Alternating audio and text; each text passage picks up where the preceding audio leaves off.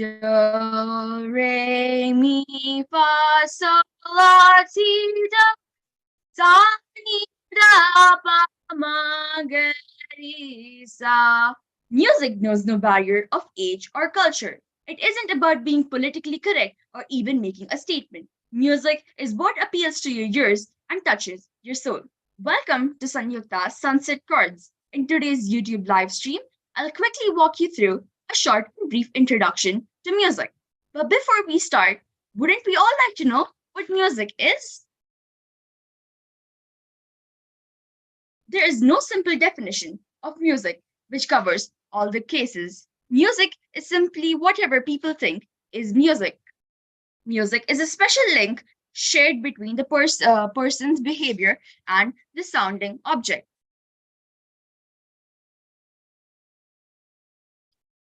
Music is the art of arranging sounds in time to produce a composition to the elements of melody, harmony, and timbre. It is one of the universal cultural aspects of all human societies. Music is a collection of coordinated sound or sounds. Making music is the process of putting sounds and tones in order, often combining them to create a unified composition. Music is composed and performed for many purposes, ranging from aesthetic pleasures, religious or ceremonial purposes, or as an entertainment product for the marketplace. Now, we shall know the different types of music that exists in today's world. Music is a blissful art which is admired by almost everyone. Music can be divided into numerous categories based on elements, temperament, tone, etc. Some of the popular music types are jazz, hip hop, rock, blues, country, R&B, folk, and fusion. It is very difficult to define music. However, it can be considered as a fusion of sounds and notes in such a way that is soothing and pleasant for a person's ears. It is created for generating a lot of pleasure.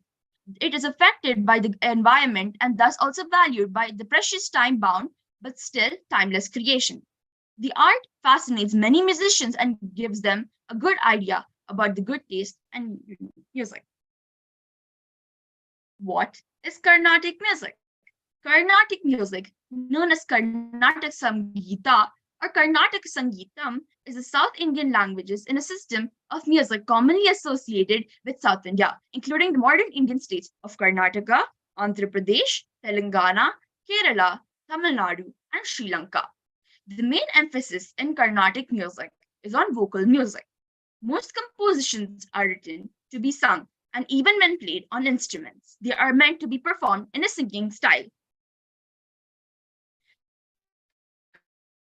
Carnatic music is usually performed by a small ensemble of musicians consisting of a principal performer, a melodic accompanist, and the tambura, which acts as a drone throughout the performance. Other typical instruments used in the performance may include ghatam, kanjara, morsing, venu flute, veena, chitraveena. The greatest concentration of Carnatic musicians is to be found in the city of Chennai. Various Carnatic music festivals are held throughout the India, including the Madras Music Season, which has been considered to be one of the world's largest cultural events. It was the 18th century when Carnatic music acquired its present form. This period was known as the Trinity of Carnatic music. Tyagaraja, Shama Shastri, Muthuswami Dikshitar compiled their famous compositions. Numerous other musicians and composers also enriched the tradition of Carnatic music. Now, before we start what Carnatic music is, wouldn't we like to know its history? So let's know more about it. The origin of Carnatic music dates back to the 13th century AD with a book named Sangeeta Ratnakarna, written by Shankaradeva. It was spread and popularized with significant contributions by composers like Purandaradasa and the Trinity of Carnatic music, Sri Tyagaraja, Sri Muthuswami Dikshitar, and Sri Shama Shastri, who were contemporaries. Their compositions were filled with devotion and unique in their own style of classical music, language being no barrier. Like all art forms in the Indian culture, Indian classical music is believed to be divine art from which was originated from the Devas and the Devis, and it's been venerated as a symbol of the Nada Brahma. Ancient treatises also describe the connection of the origin of the swaras, or notes to the sounds of animals and birds and man's effort to simulate the sounds through a keen sense of abbreviation and perception. Owing to the Persian and Islamic influences, North India, from the 12th century onwards, Indian classical music began to diverge into two distinct ways: Hindustani music and Carnatic music. Commentaries and many other works, such as Shrangadeva's Sangeeta Ratnakarna, further elaborated on the musical concepts found in Indian classical music. By the 17th and 16th century, there was many clear demarcation between Carnatic and Hindustani music. Carnatic music remained relatively unaffected by Persian Arabic influences. It was at this time that the Carnatic music flourished in the Vijayanagara, while the Vijayanagara Empire reached its greatest extent. Purandaradasa, who is known as the father of Carnatic music, formulated the system that is teaching of Carnatic music. The word Carnatic came to represent South Indian music as a separate system of music. A clear demarcation between Hindustani music and Carnatic music as two different forms of Indian classical music is seen around the later half of the 14th century. Classical Indian music flourished in the southern capital, particularly in Vijayanagara and Tanjavur. A number of musical treatises describing the concepts of Carnatic music were written. The present form of Carnatic music is based on historical developments that can be traced around the 15th and 16th century and thereafter. Now that we know Carnatic music's history, let us learn more about its fundamentals. The fundamentals of Carnatic music. The basic fundamental building blocks of Indian classical music are Shruti and Laya. Shruti is the pitch used for reference, that which is heard in Carnatic music. Shruti Mata, Laya pitch, means Shruti is the mother and Laya is the father of the musical system. Laya is the time element between two counts, invisible to the eye, but the existence of time intervals can be experienced. Next comes the basic building blocks of the musical system. The Saptaswaras or the seven swaras are Sajja, Sa, Rishabha, Ra, Ri, Gandhara, Ga, Madhyama, Ma, Panchama, Pa, Daivata, Da, Nishada, Ni. It is also said that these seven swarams emerged from the calls and sounds of animals and birds. Sa emerged from the peacock, Ri emerged from the bull, Ga from the goat, Ma from the dove, Pa from the cuckoo, Da from the horse, and Ni from the elephant. Together, they form the Saptaswaras, that is, Sa, Ri, Ga, Ma, Pa, Da, Ni, Sa, Sa, Ni, Da, Pa, Ma, Ga, Ri, Sa. Next comes the Raga. A raga is a musical mode in the Indian classical music. Traditions are used in improvised performances. Modes are collections of musical notes compiled with the rules of how these notes should be used. There are over main Western modes and major minor. In India, there are over 300 ragas. Raga means color. Just like each color has a unique hue, each raga has a unique sound. This sound of each range associated with certain emotions and times of the day. The Hindu deities and seasons. An example we will look at is the Khamaj, which is associated with sensuality, feminine beauty, the Hindu personification of God, Lord Krishna, and the time between 3 a.m. Ragas are classified into a system called the Melakarta Ragas. There are about 72 Melakarta Ragas. There are 36 whose Madhyama are Shuddha and 36 whose Madhyama are Prati. Next come the Talas. A tala refers to the number of times a beat set will be played or sung in a composition. Every tala has a circle with a fixed number of beats that seldom change in compositions or songs. They have a certain component that, when put together, result in more than 108 combinations, each with a different rhythm. Carnatic singers move their hands in patterns up and down in circles to keep the time. Talas have three main parts known as Laghu, Dhritam, and Anudhritam. There are 7 basic groups that are formed in these parts, including the Rupaka Tala, the Madhya Tala, the Dhruva Tala, the Jampa Tala, the Atta Tala, Tripata Tala, and the Eka Tala. Next comes the most important part of Carnatic music, that is the Shruti. Shruti commonly refers to a musical pitch. It is approximately equivalent of a tonic in the Western music. It is the note from which all others are derived. It is used in the sense of graded pitch in an octave. While there are an infinite numbers of sounds falling within a scale in Carnatic music, the numbers that can be distinguished by auditory perception is 22. In this sense, while Shruti is determined by auditory perception, it is also an expression of the listener's mind. Next comes the Kirti. Carnatic songs are varied in structure and style, but generally consist of three units. The Pallavi. This is equivalent to the refrain in Western music with one or two lines. The Anupallavi. This is the second verse, also two lines. Charana. The final verse that wraps up the song. The Charanam can be used to borrow patterns from the Anupallavi, where there are many can be seen as Charanas. Now that we know all the elements of music,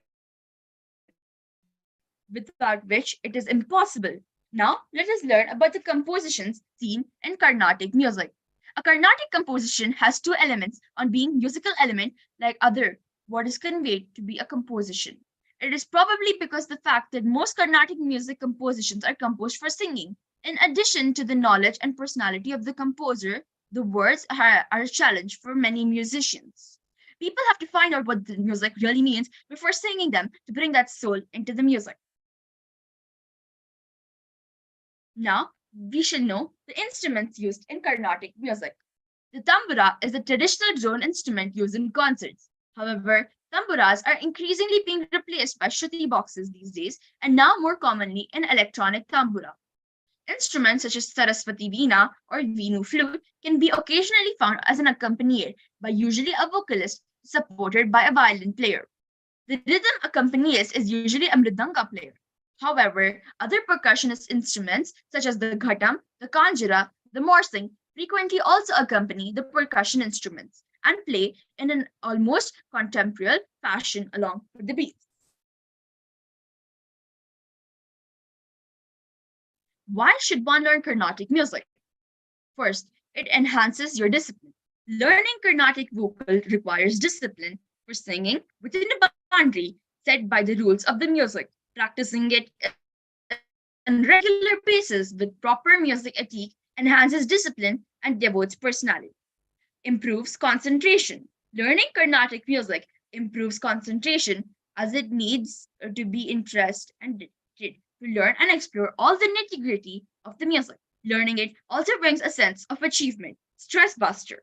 Music is a soothing activity and is scientifically proven. Music can bring a sense of calmness and relaxation for the learner. It enhances positive spiritual influences, relieving all stress, hence acts as a stress buster. It improves brain functionality. Carnatic music's learners get a benefit of improving from brain functions, such as having memory, sharpness, etc. Learning different ragas needs short memory. Hence, while memorizing it, brain tends to become sharp. Now, the cultural understanding. Carnatic vocal requires, as mentioned, in a traditional form, which depicts culture in an excellent way. This provides the learners an opportunity to understand ancient music and culture. The process of learning Carnatic music. Carnatic music is traditionally taught by a system formulated by Purandara Dasa. This involves the Swaras or the Varasais, the Alankaras, the Geetams or simple songs, the Swarajatis, after the student which has reached a certain standard. Varnams are taught later. The students learn Kirtis. It typically takes over several years of learning before a student is adept enough to perform at a concert. The learning texts and exercises are more or less uniform across all of South India states. The learning structure is arranged by increasing orders of complexity. The lessons start with the learning of the Varasais according to age. Carnatic music was traditionally taught in a Gurukul system, when students lived and learned with their heart from their teachers. From the late 20th century onwards, the changes in lifestyle need for young music aspirants to simultaneously pursue a parallel academic career. This system has found few takers.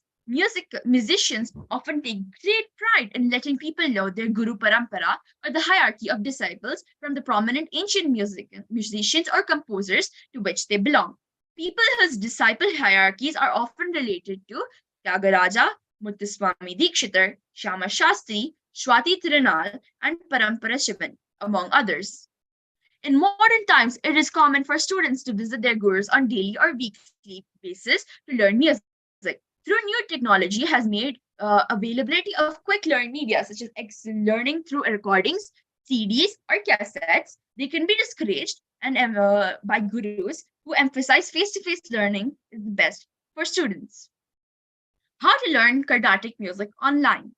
YouTube videos. Instead of choosing to surf YouTube, just listening to songs, you can also choose to learn from them quickly.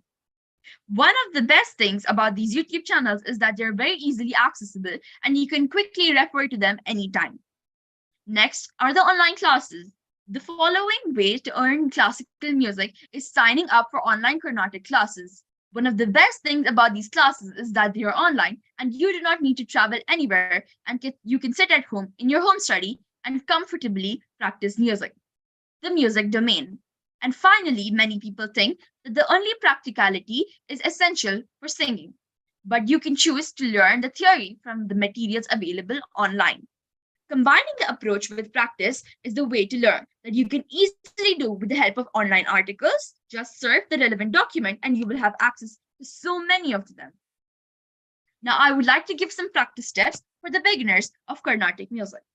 First, maintain a right posture. Avoid slouching. Keep your head straight so that your voice can travel from your abdomen to your throat. Keep your head upright. Ensure that you do not put any strain on your neck or vocal cords. Avoid murmuring or singing between your teeth. It is important to open your mouth and sing. Always practice with the tambura or shruti box. The tambura ensures that you always maintain the right pitch throughout a song. It is the perfect accompanist for Carnatic vocalists. Practice different octaves. Every singer has a range where they are comfortable singing. To go beyond that range requires effort and training. You could start from a lower octave and increase your range. You can practice every morning. The morning is the best time to practice your music. Your muscles are unstrained. By evening, your voice is not taken a load of the day's demands and is not at its strongest. Practice diligently every day. If you at least practice for 20 minutes every day, you can definitely see some improvement in your singing. Take deep breaths at appropriate times. Helping this will make you perfect your song. Music is therapy. Music has a powerful impact on the mind. Different styles of music have significant efforts on the person's mood very quickly, and it can help them exercise a process of wide varieties of emotions from happiness to excitement, as well as sadness, calmness, and thoughtfulness. Making music can also be beneficial as listening to music, and music therapy encourages people actively to create the music they find helpful to them. People can also enjoy a great sense of achievement when they have perfected the skill. Music has been a part of human life for thousands of years. Scientifically, experts have found instruments dating back to over 4,000 years, suggesting that humans' desire to express themselves, communicate through music, is deep rooted. The use of music for therapy and healing dates back to ancient Greece's trusted source, but its therapeutic comes from a 1789 article called The Musically Physically Concerned. The 1800s saw the medical research into therapeutic nature of music grow, and the 1940s universities were offering music therapy programs. E. Thayer Gaston was one of them who used the music as a therapeutic tool and had organized and promoted the practice so that it would become an accepted style of therapy. There are extra benefits to learning or creating music that talking therapies may not offer. For instance, learning a piece of music can improve memory skill, coordination, reading, comprehension, and math skills. It can also give lessons of responsibility and perseverance. People enjoy a great sense of achievement from creating a piece of music, which helps to improve their mood and self esteem. Music as a profession. Career paths in the field of music can be creative as the subject itself. The subject experiences of musicians involved in an innovative practice demonstrates the wide range of possibility. A musician has his or her personal life. When you're looking at music from the perspective of a potential career, you need to explore all the possibilities and fields of becoming a musician. Composer, a person who composes lyrics, musical tunes, and songs. You could become a performer, a person who sings and plays instruments, that is, a person who performs. Or third, you could become a composer and a performer. If you wish to be independent in your profession, you can choose to be both a composer and a performer. I would like to thank Tarito and Vidya Gan who have given me such a great opportunity in describing and helping me give a brief introduction to music to all those who do not know much about it. Thank you.